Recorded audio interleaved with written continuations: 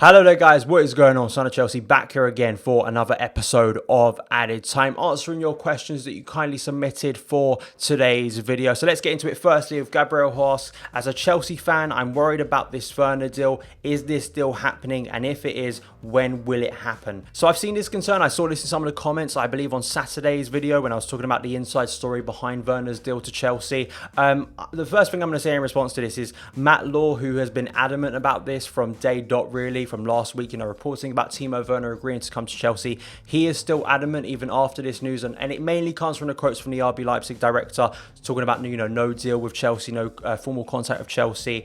I think firstly that's maybe a little bit of smoke and mirrors in terms of focusing RB Leipzig on the rest of the season, because they've still got about 4 or 5 games to go in their season, want to qualify for the Champions League, have a strong end there, and of course Timo Werner is still going to be a key element of that, even if he is to move to Chelsea at the end of the season. But also, Matt Law, who's so reliable on this and has been so adamant about Werner coming to Chelsea. And I'll put the tweet up on the screen now that I put in yesterday's video about this deal and about how basically it's between RB Leipzig and Chelsea for when Werner is announced. That could be at the end of the Bundesliga season. That could be when RB Leipzig are out of the Champions League. We really don't know yet. Or it could be this week in a couple of days' time. So we're just going to have to wait and see. But I would say, as Matt Law is reiterating, Timo Werner will be a Chelsea player sooner rather than later. Harris asks, how should a manager be in this modern era of football? A philosophical one, or the one who constantly chops and changes tactics for the team's need in order to win consistently? So you sort of got, different styles in football, and I think that's good, as much as maybe what I'll favour or what you'll favour. I think that's what makes football so interesting and intriguing, the battle of styles. Jose Mourinho very much, I think, falls into the second category there. You saw it so often at his best with Chelsea. He would focus on the opponent. If Chelsea were going to play Manchester City, he wouldn't play the same way against Man City that he would against Arsenal, and I think that's a benefit. I think being flexible and being pragmatic, I think, has its positives and benefits. But as we see in the modern game now, in going more, progressive, more attacking, you see the likes of Jurgen Klopp and Pep Guardiola very much have a set philosophy and will stick to that. They have a plan A, and it's all about making plan A better, and they won't change from week to week. But at the same time, those managers, you could argue at times, will be pragmatic, will be flexible at times. Pep Guardiola will change up his formation. Liverpool have had to dig in sometimes and had to be a little bit more defensive and be a bit more aware in games. So it's not that, it has to be one case or the other. I think what's interesting, if I'm relating this question to Frank Lampard, is he constantly stresses the word flexible. You hear him in interviews, he talks about it a lot. And as you've seen with both Derby and with Chelsea, he will change up formations sometimes within games. I think it very much suits the squad you have, the type of manager you're looking to be. There are drawbacks, I think, and negatives to both. I think Jose Mourinho now is sort of figuring that out, and I think it depends on what situation that manager finds himself in. I mean, if you're in a relegation battle as a manager and you need to get points on the board quickly, I can understand being a bit more pragmatic and a bit more short term, whilst with a young squad like Chelsea have, Frank Lampard will want to look longer term with some of these players and some of his style, still learning and adapting. So Dennis asks, will Marco van Inkel be part of Chelsea next season? Is he fit to play? He's been recovering from injury this season at Cobham after returning from PSV. I think it's tough for me to see a future for Van Inkel at Chelsea anymore. It was interesting when I think his debut, he was playing alongside Frank Lampard in a Champions League game, and there was very much a hope, because that was coming to the end of Frank Lampard's time at Chelsea, that he would maybe be a successor to that. But I can't see it. He's 27 years old. Chelsea have a very stacked midfield, and with Lampard focusing on the development of Mason Mount, Loftus-Cheek, Kovacic in central midfield now, I just can't see him fitting in, and I think he will get a permanent move when he gets back to fitness, in my opinion. Bob Marley asks, what do you think the odds are of Lampard playing with 2 up front next season with Tammy and Werner? I think it very much is a possibility, but maybe not as a classic 2 up front, like a 4-4-2 or a diamond formation.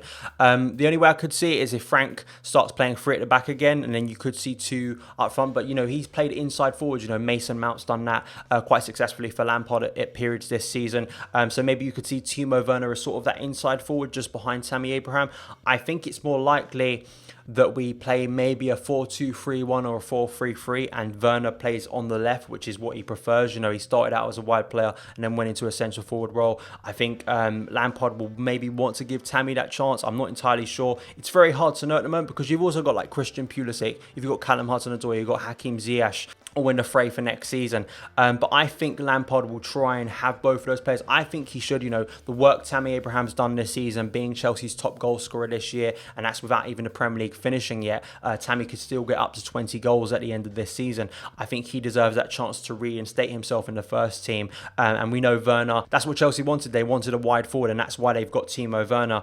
So I'd like to see that. I think both of them could link up well. I think Tammy, with his more physical presence and hold-up play, I think could really help Werner running behind, his pace and quickness. I think if both players are on top form, I think Chelsea become extremely dangerous at the top end of the pitch and can become more clinical and score more goals, which is what Lampard wants next season. Thomas asks, assuming Jamie Cumming would need playing time to continue his development, who should take his place? Is Nathan Baxter or any other academy product ready, or should we sign someone? If so, in your opinion, should we aim for Ben Foster type signing or an Andre Onana type signing, or bring back Marcin Bolka? I think Jamie Cumming will potentially get a loan move to the Championship or League One to continue his development. I think Nathan Baxter similar. It's hard to see those players coming in, especially if Kepa, if Kepa turns out to be a brilliant goalkeeper, I think it's going to be very difficult for any of those young keepers to break in the coming years. If it changes, then, and Kepa doesn't turn out to be the player we hope he can be, and he ends up being sold by Chelsea. But then if he gets sold by Chelsea, I could see Chelsea going out there and spending big on another big goalkeeper to replace him. So that's my personal opinion, and I think most of these players will continue to get loans. Maybe could come back as sort of a reserve goalkeeper and break their way into the first team, but I think it's a lot harder in the goalkeeping area than it is in maybe outfield positions under Frank Lampard. Toffee Toff asks, will the loan army be slowly phased out of practice under Lampard? Maybe, if there's more implementation into the first team. I don't think we're ever going to get into a stage where Chelsea just financially, Chelsea want to be more self-sustainable. The loan system is a good way of making revenue for the club. It just truly is. And I don't think the club should feel ashamed about that. I think the difference is the club making a clear route between Cobham and the first team. If there's that realistic route, it's a little bit different. If there is that realistic opportunity that they can make their way into the first team, then I think players out on loan will have more hope, and it will be less of that thing where they just think, well, I'm never going to get into the first team anyway. And, that was the mentality of Mason Mount, the mentality of Tammy Abraham, Fikayo Tomori, Reece James. They all believe they could get back into the first team at Chelsea, at their parent club.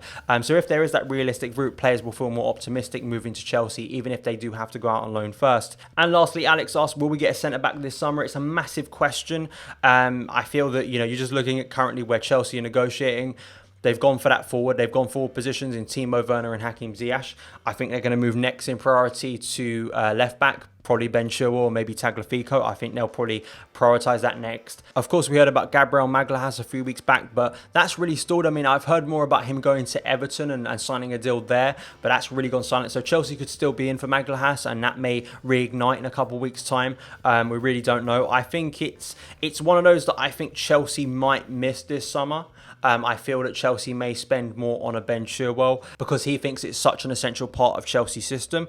And then maybe in January or next summer, we go in again and try and get a new centre-back. If the centre-backs still are struggling, if we're still conceding goals, I think he may still feel that within his centre-backs, which are quite good, I think that's the problem, is just finding the right partnership. If he can crack the code there and stick with a centre-back partnership that works, we may not need to invest heavily. I think most people believe that Chelsea will eventually go out and sign someone, but maybe this summer may not be there in terms of those obvious targets like there is at striker, at right wing and left back. So that is it for this edition of Added Time. Thank you guys so much for taking the time to watch it. If you did enjoy it, hit that subscribe button and the notification bell so you never miss an upload. Follow me on Twitter at Son of Chelsea. Have a great day, and I'll see you again.